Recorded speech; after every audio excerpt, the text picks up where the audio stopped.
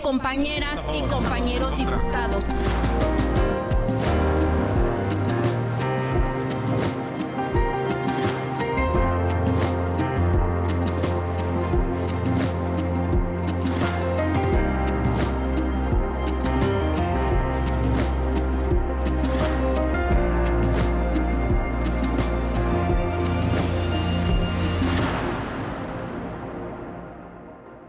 Hola, ¿qué tal? Es un gusto que nos acompañe como siempre en Voces del Congreso a través del medio público del Estado de Michoacán.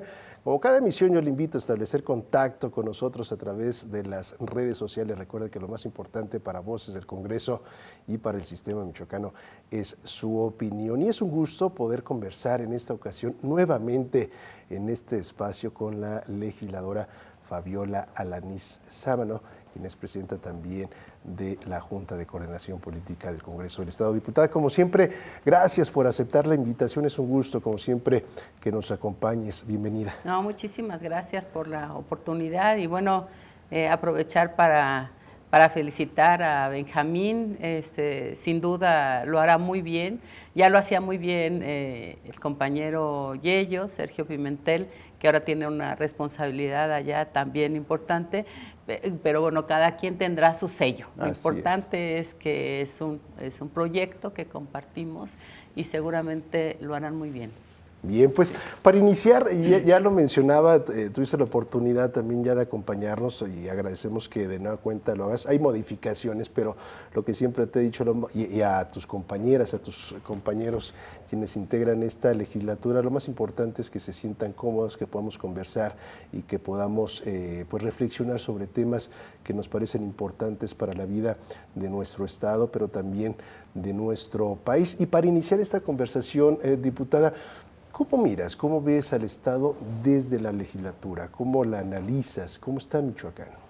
Pues yo observo que estamos consolidando el proyecto que encabeza el gobernador. Lo veo cómo han ido avanzando las obras, como por ejemplo algo con lo que yo me identifico mucho es la iniciativa que presentó el gobernador sobre esta reforma a pueblos y comunidades indígenas para promover este formato de autogobierno en las comunidades, y eso a mí me parece central.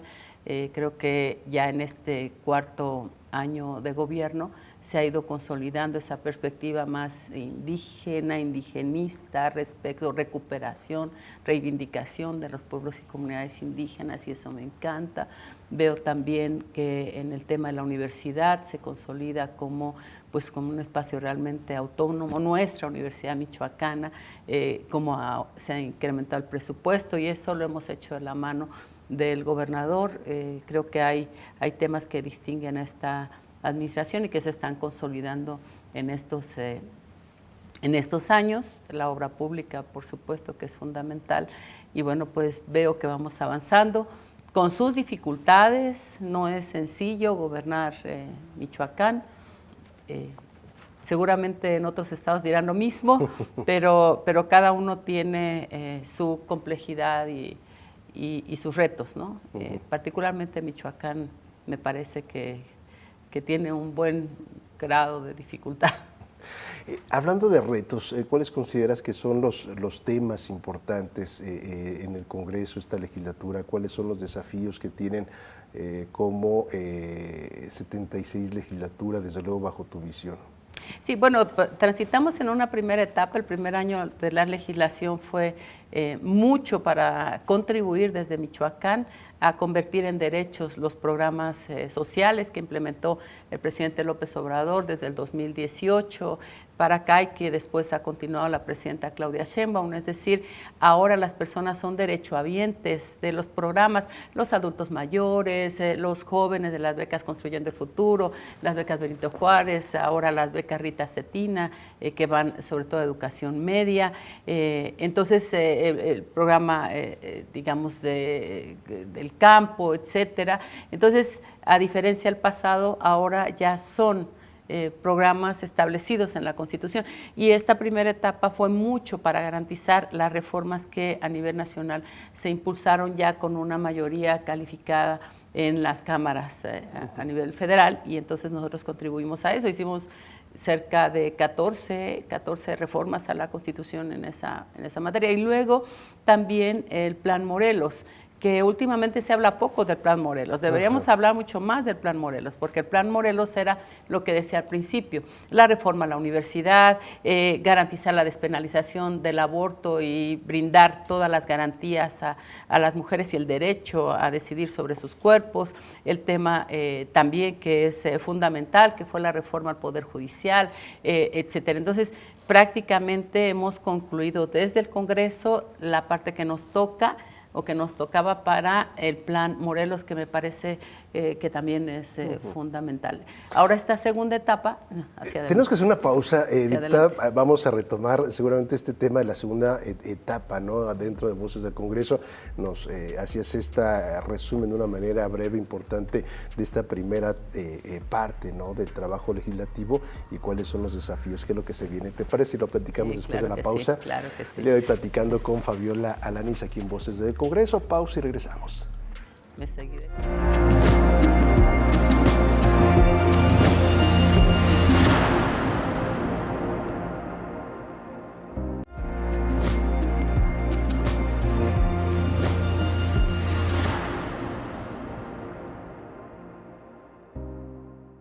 Gracias por continuar con nosotros. El día de hoy platicando en Voces del Congreso con la legisladora Fabiola Alanis. Diputada, hicimos una pausa, interrumpí para ir al corte.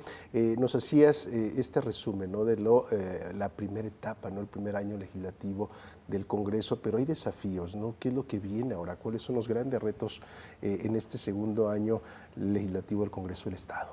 Sí, pues ya arrancamos muy fuerte. Esta ha sido una legislatura muy activa, con un gran compromiso de las y los 40 diputados. Cada uno tendrá su perspectiva sobre la cosa de la legislación y la cosa pública, pero hemos avanzado, hemos tenido más del doble de las sesiones que tuvieron las anteriores legislaturas. Seguramente tuvieron su propia dinámica. Y bueno, la agenda es muy completa. Se han ido, por ejemplo, ya detallando mucho más las reformas, ¿no? Con las reformas a las leyes orgánicas municipales, por ejemplo, de la Fiscalía.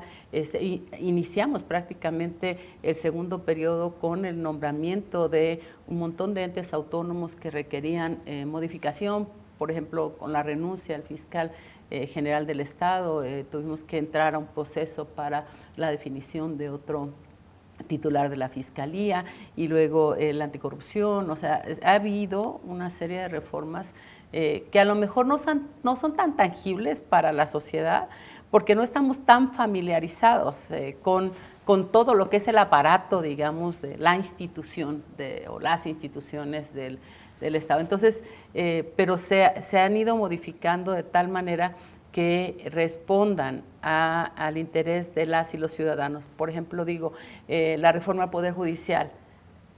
Necesariamente tuvimos que hacer una reforma a la ley orgánica, una reforma a la ley electoral, etcétera, para hacer posible la reforma al Poder Judicial. ¿Qué esperamos ya y qué pueden esperar las y los ciudadanos con esa reforma al Poder Judicial?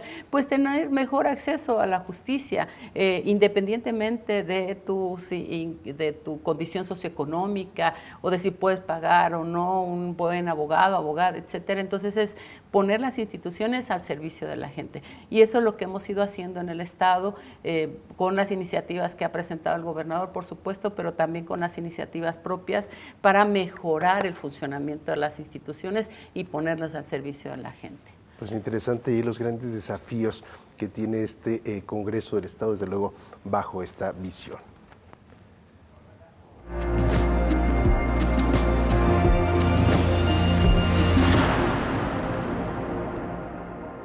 Bien, nos mantenemos con esta dinámica, diputada. Tenemos 3 sobres, tú eliges A, B o C. Creo. Ya te había tocado, se quedó, ha permanecido al igual que esa pecera con temas, pero bueno, Ya la conoces, son 3 temas, dependiendo del cual tú elijas, la producción nos correrá un video y después nos compartes una reflexión. Okay. ¿Cuál prefieres, A, B o C? A. Educación. Tema de educación. El gobierno de Michoacán impulsa la beca Gertrudis Bocanegra dentro del Plan Michoacán por la Paz y la Justicia para apoyar el transporte de estudiantes universitarios en todo el estado. El programa beneficiará a cerca de 98,000 jóvenes inscritos en instituciones públicas de nivel superior, universidades, tecnológicos e institutos públicos, con un apoyo de 1,900 pesos cada 2 meses para cubrir gastos de traslado. La beca aliviará los gastos de transporte, alimentación y alojamiento de cientos de estudiantes que vienen desde municipios alejados, fortaleciendo su permanencia en la educación superior. Este apoyo representa un paso concreto para garantizar igualdad de oportunidades, que la distancia o los costos no sean barreras y que más jóvenes tengan la posibilidad de terminar sus estudios con tranquilidad. ¿Qué mecanismos legislativos consideras necesarios para que esta beca llegue con transparencia y eficacia a todas y todos los estudiantes que la necesitan en Michoacán? Bueno, ya nos dejaron la pregunta sobre la mesa, ¿no? La reflexión, diputada, este anuncio que hace la Presidenta de la República, ¿qué impacto debe de tener en el tema de la educación, siempre fundamental en cualquier sociedad del mundo? Sí, no, bueno, es fundamental. La educación es liberadora, la educación es un instrumento de cambio, la educación es un derecho, no puede ser un privilegio, y uno de los sellos distintivos del modelo humanista de la Cuarta Transformación es precisamente garantizar la educación gratuita y de calidad a todas y a todos, desde educación inicial hasta educación superior, y eso ha sido un gran reto porque heredamos del modelo neoliberal una visión diferente, una perspectiva diferente, que era la exclusión y que era sobre todo decir, bueno, hay jóvenes rechazados, ¿no? Rechazados por la sociedad y por las instituciones que no tenían acceso a la educación. Entonces, esta apuesta por la educación del modelo humanista es fundamental para Michoacán. Veo que el gobernador lo ha tomado con mucho liderazgo también esta opción. La secretaria Gaby Molina lo ha hecho también increíble, y bueno, esta política pública de garantizar las becas a las y los jóvenes para que permanezcan en la escuela me encanta. O sea, la beca Rita Cetina, que es para educación básica, que inició ya con secundaria y que ahora va a entrar con sexto y quinto año de primaria, y después viene para garantizar la continuidad todo lo que es la beca Benito Juárez, la beca Educación Media, que es universal en todo el país. Todo aquel joven que ingrese a una escuela de educación media, preparatoria, CECITEM, colegio de bachilleres, etcétera, va a tener garantizada una beca. Y ahora en el plan Michoacán, que lanzó la presidenta, se incorporó esta beca para el transporte para los y las universitarios de 1,900 pesos bimestralmente. Esto es fundamental, porque eso, por un lado, le baja, digamos, la presión a la economía de los hogares, sobre todo los que menos ingresos tienen, y por otro lado también es un estímulo para que las y los jóvenes continúen con su formación, que no abandonen la escuela. Los necesitamos en las aulas, los necesitamos formándose, no los queremos en las calles, ni tampoco los queremos en las calles divirtiéndose, pero no en actividades ilícitas. Creo que es una manera también de prevenir la violencia y la delincuencia. Pues ahí está el tema sobre la mesa, y bueno, también esta reflexión, ¿no? La importancia que tiene la educación y los grandes retos, desafíos que tienen las autoridades, pero también la propia sociedad. Nos debemos de involucrar en temas de educación que son también fundamental para una transformación dentro de la sociedad. Sí, ahí está el tema.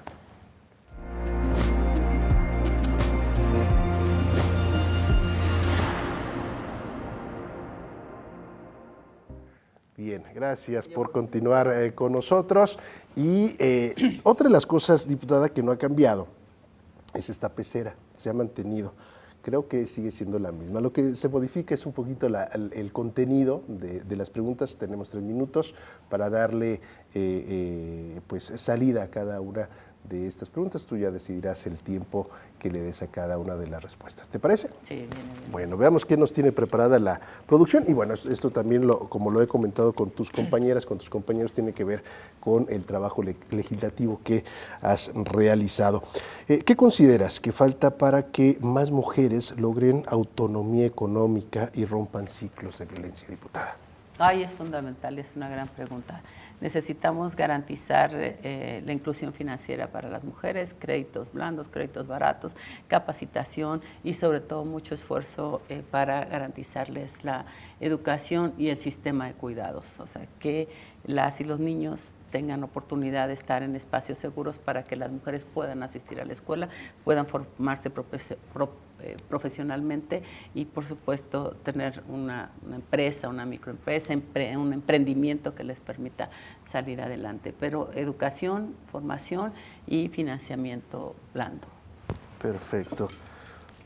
Otra de las preguntas: ¿qué se necesita reforzar bajo tu visión para avanzar en la prevención y atención de la violencia contra las mujeres, diputada? Ay, romper el cerco cultural.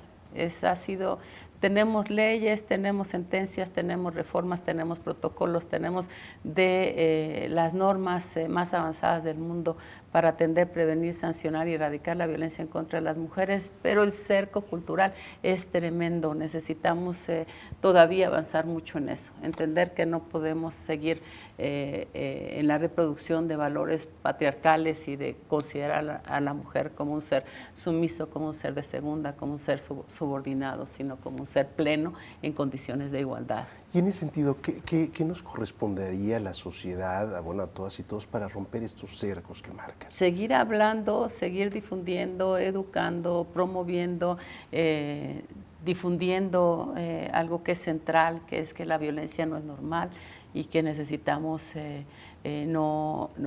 porque se ha normalizado la violencia. Todavía hace unos días vimos una manifestación muy desafortunada sobre un señalamiento que se hace a la presidenta de Uruapan y yo creo que es inadmisible. Entonces, sí, mucha formación, educación y sobre todo que se identifiquen estas conductas violentas.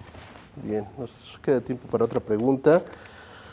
¿El presupuesto 2026 para Michoacán es suficiente para mejorar la seguridad, la salud y la educación en la entidad? ¿Así lo ves? Sí, hay un incremento importante que tiene que ver también con el plan Michoacán a seguridad pública y a la fiscalía y también con educación, que educación ya trae históricamente cerca de 3, un poco más pesos de cada 10, es decir, trae el 33-34% del presupuesto anual para el gobierno. Esa es una tendencia nacional, pero casi todo va a nómina. Necesitamos también garantizar mayores recursos para educación, para actividades extracurriculares, para poder, ampliar la capacitación a las y los docentes y bueno, es eso. Bueno, pues ahí está en voz de Fabiola Alanís. Estos temas importantes nos parecen como producción y lo repito siempre, no es un tema, desde luego, las personas que tienen un impacto en decisiones, creaciones de leyes, personas que ejercen o la creación para políticas públicas, pero desde luego el papel que debemos de tomar y asumir también como sociedad en general. ¿Te parece? Hacemos una pausa. Claro, diputada, regresamos claro aquí sí. a Voces del Congreso, platicando en esta ocasión con la diputada Fabiola Alanís Ámano.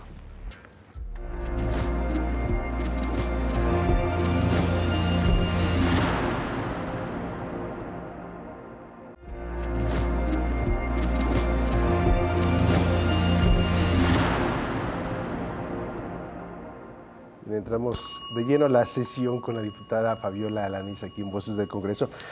Diputada, ya lo habíamos mencionado al inicio de este espacio, pero ¿cuáles son estos temas prioritarios que se deben de legislar, que se deben de abordar en esta 76ª legislatura, pero estos temas que alce la mano la legisladora Fabiola Alanís?